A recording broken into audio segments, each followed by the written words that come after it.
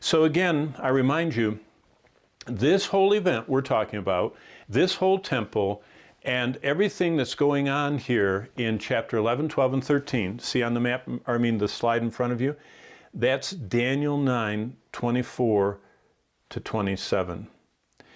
God's prophetic word in Daniel is directed at the future of Israel. See, that's where the confusion comes in. It's not the church. All of this has nothing to do with the church. The church is around the throne. This has to do with Israel. Do you see, the tribulation is for Israel. Basically, you could summarize the tribulation this way. It keeps getting worse and worse and worse and worse and worse until the Jews are with nowhere to turn. They've all been kind of pushed back into the promised land, back into the Holy Land, back into basically Jerusalem. The Antichrist, this worst man that ever lives, is hemming them in. He's assembled the biggest army the world's ever seen, what we would call the Battle of Armageddon. They're all gathering at Armageddon. They're going to march together to annihilate the Jewish people in Jerusalem. And it says in Zechariah, let me go to the next slide there, Zechariah 12 to 14, what happens is the Jewish people are surrounded. 2/3 of them have died. 1/3 is left. They know there's no hope. And at that critical last moment, they see themselves surrounded, the armies of the world, the Antichrist, that they formerly, when he opened up the temple for the first 3.5 years, they were following him, but now he turns on them, hunts them down, and they realize all is lost. You know what it says in Zechariah 12 through 14? The Lord pours out on them the spirit of grace and mercy. And they go like this.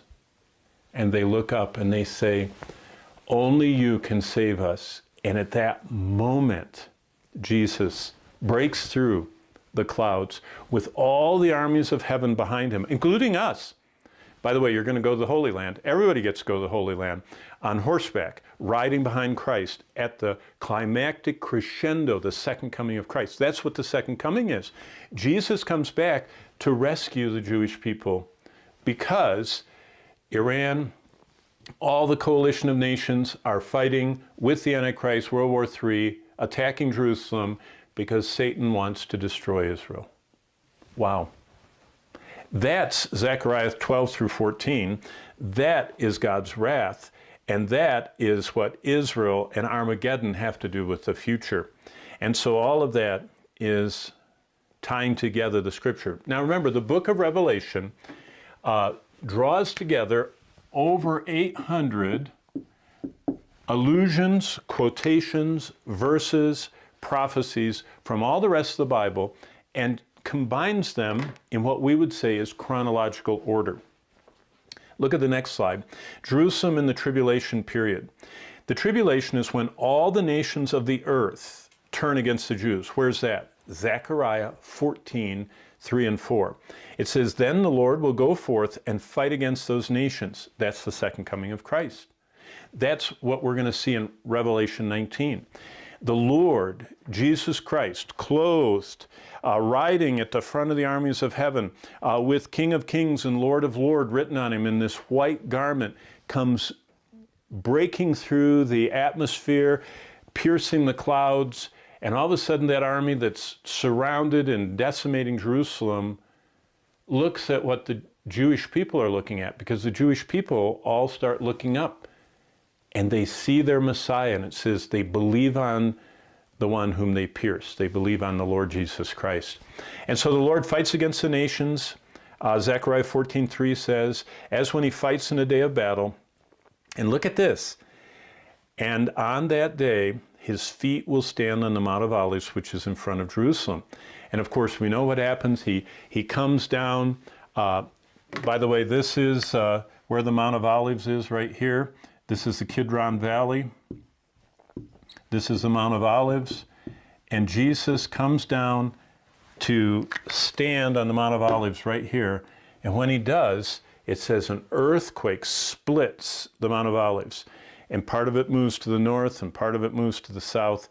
And a river starts flowing out from the Temple Mount and goes all the way here to the Dead Sea. All of these things are part of those 800 prophecies.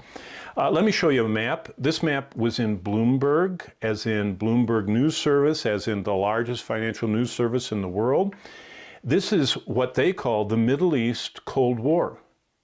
Now, this was about 3 months ago. I clipped that. That's a screenshot. Notice that Russia, Iran, Iraq, Syria, and Lebanon, and Yemen are all green. Those are the Iranian sphere of influence. In red is Israel, Jordan, Saudi Arabia, Bahrain, the UAE. Right now, the red are the Sunnis, the green are the Shias. And those two branches of Islam are fighting each other. As you know, Iran sent drones to attack the Saudi oil fields a little before Christmas. It was before COVID-19. That was the disaster. It just rocked the world that Iran attacked Saudi Arabia at Christmas of 2019. But that's because God says, listen to this, Ezekiel 38, 3 through 6. See that on the screen?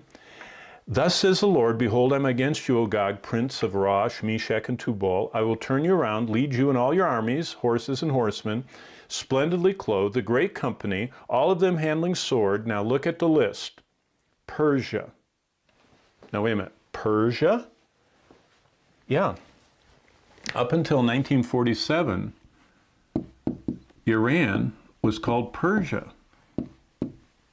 But then, when they got their independence, through the post-World War II dividing up of the countries, they were called Iran. So Iran, Ethiopia, and Libya. Now you say, what are all those? Well, look at the next map. This is the Armageddon Coalition. This is the group that are leading World War III with Iran or Persia, going to attack Jerusalem, driven by Satan. Look at that map. Magog, that's the geographic region of South Russia. Gomer and Togarmah is basically Turkey and Syria. Persia is Iran. Libya is Libya, and Ethiopia is Ethiopia. And that's the coalition that comes from the north, from the south, from the east, and from the west to attack.